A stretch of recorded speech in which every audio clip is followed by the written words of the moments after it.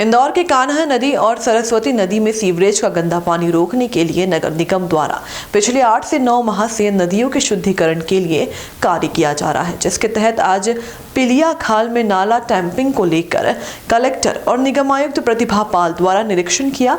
इस योजना को स्वच्छता सर्वेक्षण में भी मुख्य तौर से शामिल किया जाएगा। ये नगर निगम पिछले 8-10 महीने से बड़ा इंटेंसिव वर्क कर रहा है इसमें कान नदी और सरस्वती नदी के शुद्धिकरण के लिए। इसका कार्य इसलिए बहुत वृहत हो जाता है कि कान और सरस्वती नदी में बहुत सारे 6 बड़े नाले मिलते हैं और छोटे बड़े अनेक नाले मिलते हैं, जिसमें कि पूरे शहर की कॉलोनियों का सीवेज पूर्व में आया करता था। क्योंकि टैपिंग जो कॉलोनी के और रहवासियों के टॉयलेट्स की सीवेज की टैपिंग जो है उसका प्रतिशत पूरा नहीं था, तो बहुत सारा अवैध कॉलोनी, स्लम बस्ती या कई लीगल कॉलोनीज़ के भी जो सीवेज है वो सेप्टिक टैंक से निकल के और नालों के माध्यम से नदियों में मिला करते थे।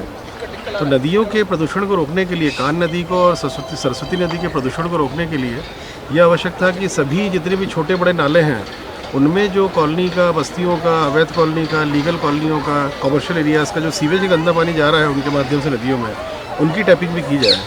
तो ये कार्य पूरे संपूर्ण शहर इंदौर में चला है ये, और एंड टू एंड इसमें कनेक्टिविटी की गई है। किसी भी घर का सीवेज, टॉयलेट का सीवेज को उसी स्थल से टैप करके सीवर लाइन में डाला गया है। सीवर लाइन के माध्यम से वो प्राइमरी ट्रंक लाइन्स में आया है और उसके माध्यम से या वो सीवेज जा रहा है कबीरखेड़ी में जो ट्रीटमेंट प्लांट है, या जो 6 decentralize waste water treatment plants बनाए गए हैं कान्हा सरस्वती नदी किनारे, उसमें जा रहा है। तो ये बहुत ही वृहत कार्य, मेरे ख्याल से इंदौर एकमात्र शहर होगा इस समय पूरे देश में जहाँ पर इस प्रकार का वृहत शेडिंग का काम किया है नगर निगम के अधिकारियों द्वारा।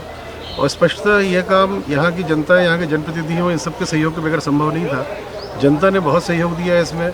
कई जगह सीवर लाइन के अलाइनमेंट को डालने में कुछ अतिक्रमण भी हटाए गए, उसमें जनप्रतिनिधियों ने भी जनता को समझाया, उन्होंने पूरा सहयोग किया।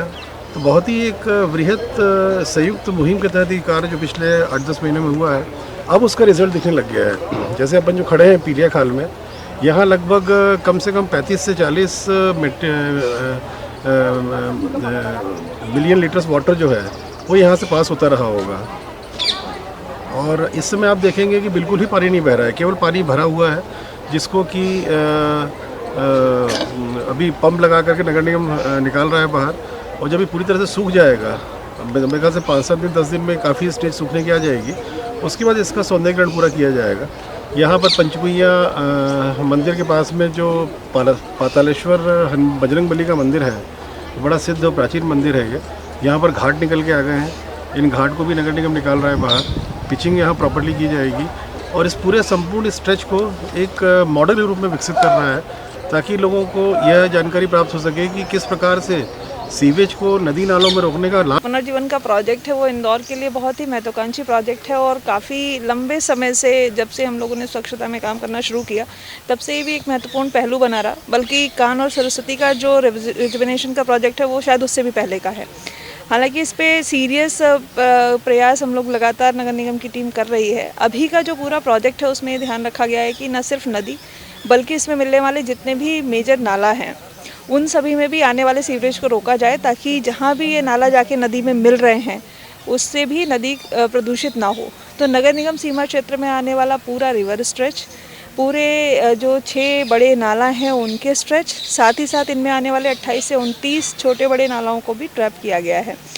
इस पूरे अभियान में लगभग 5000 से ज़्यादा घरों से निकलने वाले आउटफॉल्स को ट्रैप किया गया है। पूरी जोन्स की सभी टीम्स, जोन्स के सभी सब इंजीनियर्स, सभी सिटी इंजीनियर्स, लगभग 150 कॉन्ट्रैक्टर्स की टीम लगातार पिछले 8 महीने से इस प्रोजेक्ट पे काम कर रही है।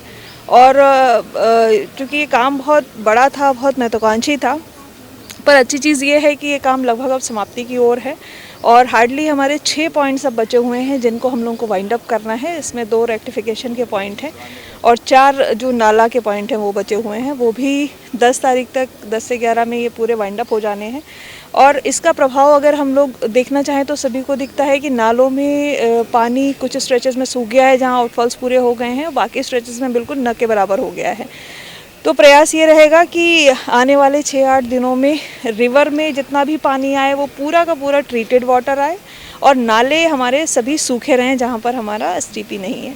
तो इस तरीके से ये पूरा रिवर रिजुवनेशन प्रोजेक्ट लगभग कंप्लीशन की ओर है और ये आने वाले सर्वेक्षण में निगम का न सिर्फ दावा मजबूत करेगा नंबर 1 वापस से रहने का, वाटर प्लस के सर्टिफिकेशन का, बल्कि इंदौर की जो एक लेगेसी है रिच, जो पिछले 4 सालों स्वच्छता की है, तो ये हमारी जो पूरी जो कॉम्प्रिहेंसिव स्वच्छता का जो पॉइंट है उसको भी मजबूती देगा। साथ ही साथ जो पर्यावरण की दृष्टि से किए जाने वाले काम है उसमें भी ये मील का पत्थर साबित होगा।